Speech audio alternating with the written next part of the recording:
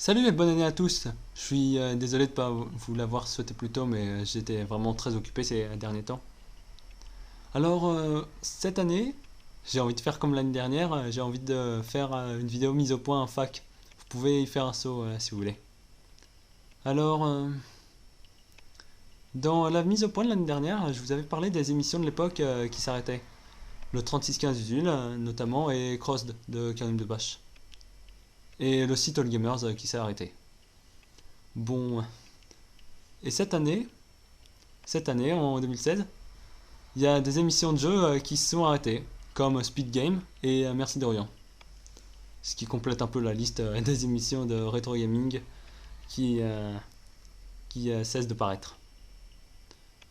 Bon, moi ça me dégoûte un peu de voir des confrères passionnés de rétro gaming s'arrêter. Je pense que quand ils ont vu les vues et les résultats des podcasters brainless comme Cyprien, Norman et Squeezie, ils ont dû être dégoûtés. Ils se sont dit bon, on va fermer la boutique parce que vraiment ça nous dégoûte de voir que des gens comme ça fassent des vidéos pas travaillées et fassent des millions de vues. À vrai dire, je comprends un peu mes collègues passionnés de jeux qui arrêtent leur émission parce que quand on voit des podcasters qui lancent une chaîne de gaming mais qui font des millions de vues dans leur chaîne principale, c'est un peu dégoûtant. Enfin, ça a tendance à dégoûter un peu. Parce que leurs vidéos sont pas très travaillées aux podcasters, disons, brainless. Ce qui, euh, ce qui a tendance à nous froisser un peu. Parce que parce que moi je fais des vidéos un peu travaillées, quoi. Moi je pense que, en tant que spectateur, vous vous dites certainement que c'est facile de faire une vidéo. Il suffit de se mettre devant une caméra, de parler, et puis dès que c'est fini, on envoie sur YouTube. En fait, c'est bien plus complexe. Parce que, en fait, certes, on se met devant une caméra, mais derrière, il y a le montage, il y a l'encodage, et surtout, il y a l'upload sur YouTube. Et je peux vous dire que ces trois étapes prennent du temps. Surtout chez moi, c'est l'upload. Une vidéo d'ailleurs a mis une journée à uploader parce qu'elle était en 4K. Je suis un peu dégoûté parce que les vidéos en 4K, elles ont pas fait beaucoup de vues. Elles n'ont pas fait beaucoup de vues alors que pourtant, elles méritaient vraiment.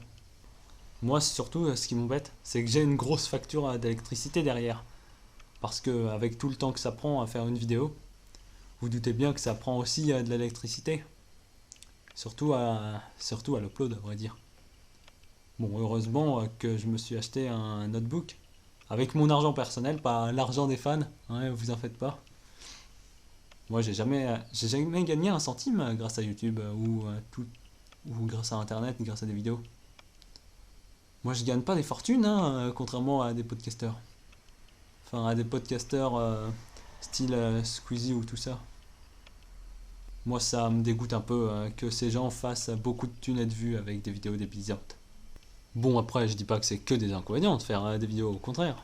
Moi, ça m'a permis d'améliorer ma confiance en moi et mon élocution. Mais voilà. Moi, ce qui me décourage le plus, c'est le fait que des podcasteurs qui font des vidéos pas travaillées, débilisantes et surtout sans intérêt, fassent beaucoup de vues et de la thune. Après, je comprends pourquoi des mecs du Nesblog arrêtent, ou des sites de jeux arrêtent. Voilà. Bon, bah, je pense que je vais faire un peu. Enfin, je vais pas non plus arrêter ma chaîne. Mais disons que la chaîne va tourner un peu au ralenti. Voilà, c'est tout. Je pense que j'ai tout dit, et puis salut.